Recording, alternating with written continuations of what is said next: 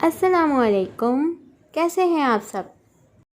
मैंने इतने दिनों के बाद फिर बैक किया है इस उम्मीद के साथ कि अब इंशाल्लाह नहीं होना भाई एब्सेंट। जो आपको प्लांट्स नज़र आ रहे हैं ना, तो मैंने जो लास्ट अपलोड किया था ना एब्सेंट होने से पहले, तो मैं जब नर्सरी गई थी, वो छोटा सा एक नर्सरी का विज़िट था, वहाँ से मैंने कुछ प्लांट्स लिए थे, वो मैं आपके साथ शेयर कर रही थी।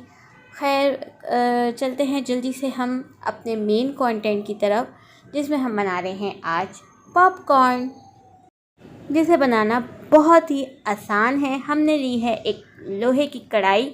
आप कोई सा भी कुकिंग पॉट ले सकते हैं जिसका लिड अच्छे से बंद होता हो। उसको हमने कर लिया है खूब गर्म। उसके बाद हम लेंगे 1/4 कप कुकिंग ऑयल और फिर हम इसमें डालेंगे हाफ़ टी स्पून सॉल्ट। आप नमक अपने टेस्ट के अकॉर्डिंग कम ज़्यादा कर सकते हैं।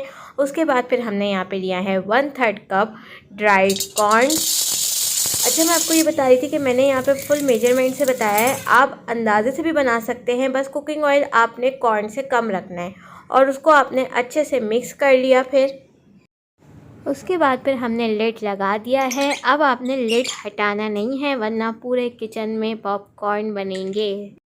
स्टार्ट पे हमने अच्छे से कढ़ाई को गरम कर दिया था, इसलिए हमने बहुत ज़्यादा हाई फ्लेम नहीं रखना, वरना फिर ये जल जाएंगे। तो अब आप इंजॉय करें इसकी पॉपिंग साउंड।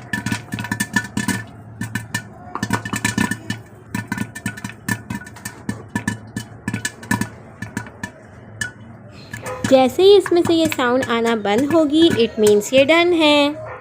तो साउंड आना ख़त्म हो गई है और ये मज़ेदार से पॉपकॉर्न रेडी हो चुके हैं।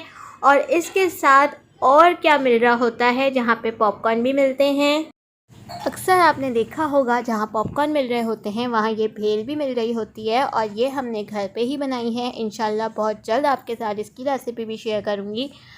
तो जी, विंटर वेकेशंस चल रहे हैं और पॉपकॉर्न बनाना कितना आसान है। मैंने इस पर थोड़ा सा चाट मसाला भी स्प्रिंकल किया है, तो आप भी बनाएं और इन्जॉय कीजिए। तो अब मिलेंगे इंशाल्लाह बहुत जल्द। अपना बहुत बहुत ख्याल रखिएगा। अल्लाह हाफ़िज़।